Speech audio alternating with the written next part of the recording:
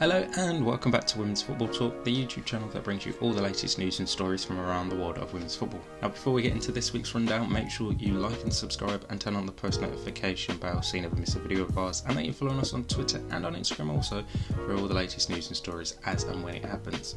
So this week's game that we are looking at in depth sees us look at Arsenal versus West Ham United in the Barclays WSL. Now that is the evening kickoff this Sunday at 7:15 BST. So Arsenal obviously coming into this game with a victory in the Champions League this past Thursday, beating FC Zurich 3-1 with Lena Hurtig scoring a brace for Jonas side scoring her first goals for Arsenal, whilst obviously West Ham haven't played since last weekend when they managed to beat Reading 3-2. So if we look at Arsenal, and what's been quite interesting is how often Jonas has been very keen in changing his lineup. He doesn't seem to be set on a set team realistically. Even in the Champions League game against FC Zurich, he made quite a bit of changes. Now, compared to the last two games and their Champions League game yesterday, Vivianne and Miedema came in ahead of Frida Marnham, who had been doing really well for Arsenal over those last two games. And it's got me thinking, does he have a bit of a selection problem? Because at the minute he's obviously playing his usual 4-3-3 formation, and the forward three of Mead, Blackstenius and Ford have done really well in these last couple of games, and then you see Vivianne Miedema play in a more deeper role than what she did under Joan Montemurro and her first few years here at Arsenal. So you got me questioning, is it some sort of like selection dilemma where because you can't really be dropping Frida Marnham too often because she's been in such great form in the game against Lyon last week in the Champions League, and then against Liverpool at the weekend, so she looked really good, whilst Miedema herself hasn't got the goals that we're used to seeing her scoring so far in the competition, but her role does seem a lot more different, and the way she gets involved in the game and impacts the game is completely different to what it used to be. So it's going to be quite interesting to see how Arsenal do with that. It's a good dilemma to have, that he's got so many good players in backup and retreat of each other, but it's going to be very interesting to see how they all do. Now, if we go back to this fixture, the last time these two sides met was back in May of this year, with Arsenal winning 2-0 against West Ham United. Obviously that was one of the last games of the season before they obviously just lost out to the title to Chelsea. So West Ham themselves are on a good bit of form, won their last two games after losing to Chelsea and Manchester United at the back end of September, but now they sit in 5th place, and I think this game will be really interesting between the two sides. Obviously Arsenal go into it as favourites, having not conceded a goal yet so far this season, but if we look at how West Ham have been doing from set pieces, when they especially target Dagny Brunier-Statir, because obviously she has the height advantage over most players in that penalty box, it's going to be really hard for Arsenal, should West Ham get corners, to try and defend Brunier-Statir and stop West Ham from getting any sort of goal. So that's going to be a really interesting way to see how that plays out in their West Ham's bit of tactics.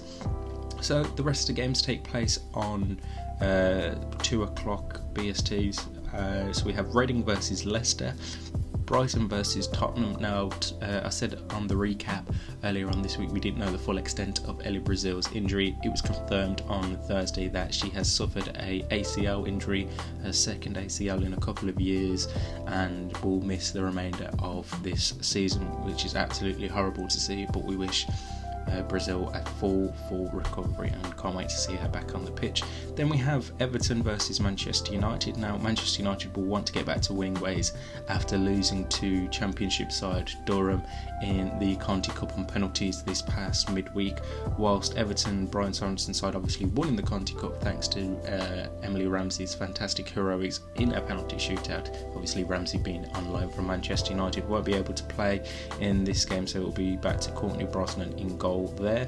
Then Manchester City, they play Liverpool, and Chelsea play Aston Villa. So all those games kicking off at 2 o'clock. And speaking of Manchester City, they have announced that for the rest of this season they will no longer be wearing white shorts, and in the future seasons as well.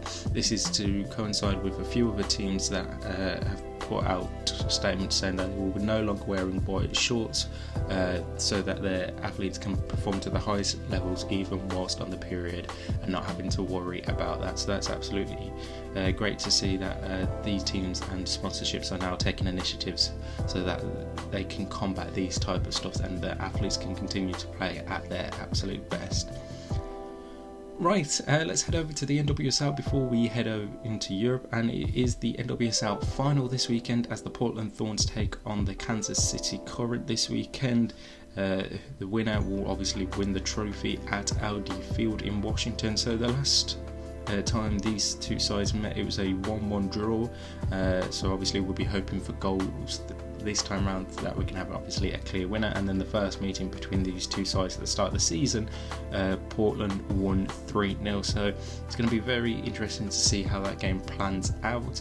The Thorns are obviously probably going to slight favourites, having played a game less in terms of playoffs and being the higher seeded side, and obviously they have the NWSL MVP in Sophia Smith, who is the youngest ever MVP winner, winning the award last night. And I think Kansas City Current may provide a good shock like they did in their last round against OL Reign, but don't write off them at all. So if we look into Europe now, and let's have a look at the games in Spain this weekend. So quite a few games happening on Saturday, with the standout being Atletico Madrid versus Athletic Club, and then on Sunday Barcelona play Levante, Villarreal play Valencia, and then Real Madrid play Sevilla to round off the action in Spain on Sunday. Over in France, we have one game today as Montpellier play Paris FC. We've got a couple games tomorrow, including PSG versus Stade Rennes, and then Lyon play on Sunday morning against Fleury. Over in the Frauen Bundesliga, again we have one game tonight as Duisburg take on FC Cologne. One game on Saturday as Hoffenheim take on Eintracht Frankfurt, and then the rest of the games on Sunday with Bayern Munich taking on Meppen and Wolfsburg travelling to Werder Bremen. So some good games there. Over in Italy, again, two games on Saturday as Inter Milan take on Roma and Pomigliano take on AC Milan, and then the rest of the games taking place on Sunday. And then finally over in the Netherlands, again we have 4 of the games today, and then one on Sunday. So today sees Fortuna Sittard take on Heerenveen, Den Haag versus FC Twente, PSV versus Vol, Excelsior versus Telstar, and then the Sunday games is VV Alkmaar versus Ajax. So they are all this weekend's fixtures to look forward to. We'll be back on Monday with the recap, looking back at all the action in this weekend's games and obviously all the talking points from across the world of women's football. But like I said at the start, make sure you are liking and subscribing so you never miss a video of ours, and that you're following us on Twitter and on Instagram for all the latest news and stories as and when it happens. And until next time, we'll see you soon.